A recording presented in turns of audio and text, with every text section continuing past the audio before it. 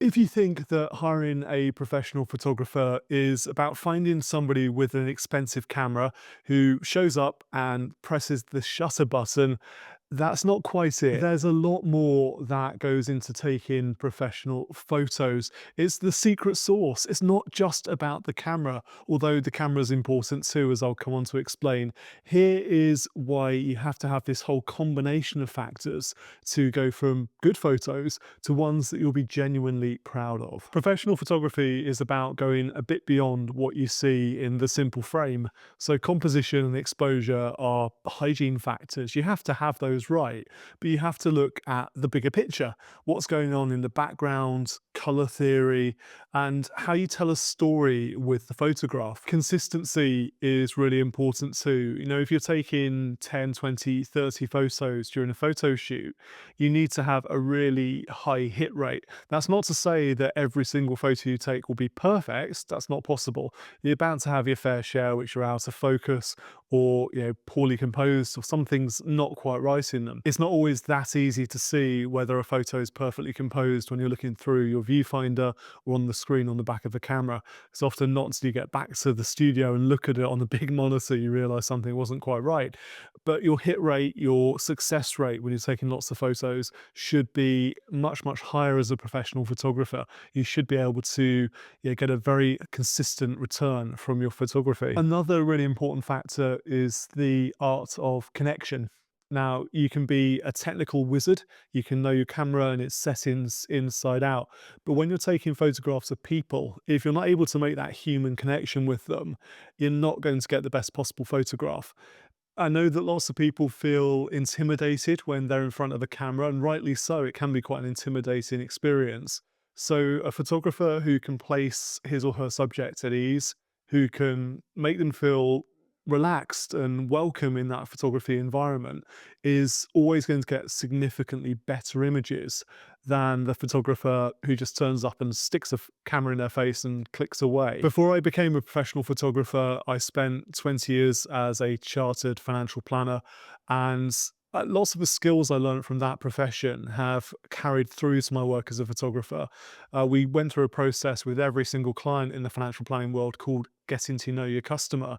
And the ability to have conversations, to ask personal questions and elicit the answers you want in a non-threatening, non-intimidating way has proven really useful for my work as a photographer. So if you're a people person, you're going to get much better results when you're taking photographs of people. I'm not going to discount the value of technical expertise and high-end photography gear. Now, it's perfectly possible to take great photos with fairly basic photography gear, basic cameras, basic lenses. And if you know what you're doing, you should be able to squeeze a good photo out of more or less any camera. But good gear and good lenses, good bodies, they do lead to better photos. I'm sorry to say it, it's just a fact of life. As photographers, we all hate it, don't we, when somebody sees one of our photos and they exclaim, "Wow, you must have a great camera."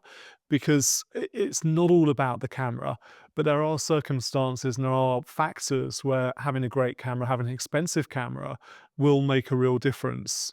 Quality of the image, reduction in noise when you're shooting in slightly darker environments through having a wide aperture or just a clean high ISO count in your camera.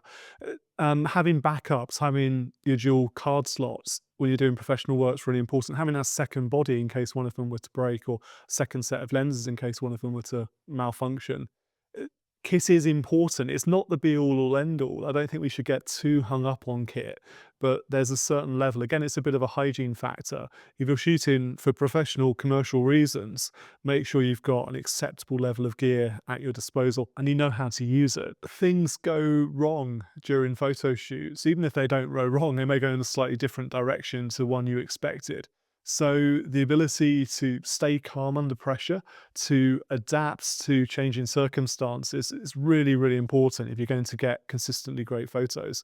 If something goes wrong during a shoot, you've got to keep shooting. You've got to very quickly and calmly find a solution to that problem. If it's a malfunctioning or broken piece of kit, if it's something wrong with the location you've chosen to shoot at, if something wrong with the set design, etc., you've got to adapt and overcome very quickly.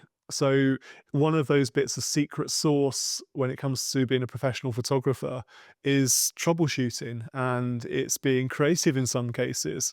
So when things do go wrong, you can quickly overcome them. Professional photography should be a collaboration. It's not a one-way street. And to a certain extent, it's important that the client accepts the photographer's style and their experience, their ideas, and hires them because of who they are as that photographer. There's nothing worse than being hired as a photographer by somebody who wants you to squeeze in, fit into their view of exactly what the style of the shoot should be. They should come to you because they've reviewed your portfolio and they like the work that you do and ask you to produce that work for them, that style of work for them. But photography should always be a collaboration. There's nothing worse for me when a client approaches me and just says, just do your thing, whatever you want to do.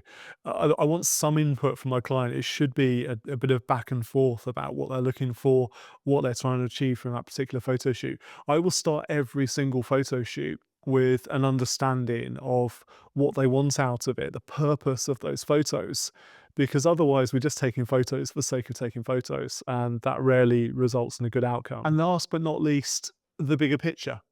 Because in my experience, my belief is that every photo shoot should be an experience. It shouldn't just be about the end result, which are the photos that come out of it. It should be about the planning. It should be about the photo shoot experience itself. It should be about the selection of images and the editing and that collaborative approach we should take on those too. If all it's about is the image that gets produced at the end of it, I think that's a bit of a wasted opportunity. It should be about growth for both the photographer and the client, the subject. And every single photo shoot, in my opinion, should lead to some of that personal growth. So those 6 factors are what I believe are the secret sauce of great photographs, not just about technical expertise and kit, although that is one of them. It's about this whole range of different things. Which of those do you think are the most important, and which are you planning to work on in 2025? I'd love to hear from you, so do drop a comment down below. And thank you for watching this video. I'm Martin Bamford from Bear's Eye View. If you enjoyed this, if you found it useful, just press that like button. Make sure you subscribe to my channel for future updates. I'm fast approaching my first 100 subscribers, which is a fantastic milestone as I get started again on YouTube. But thank you for watching, and I look forward to seeing you next time.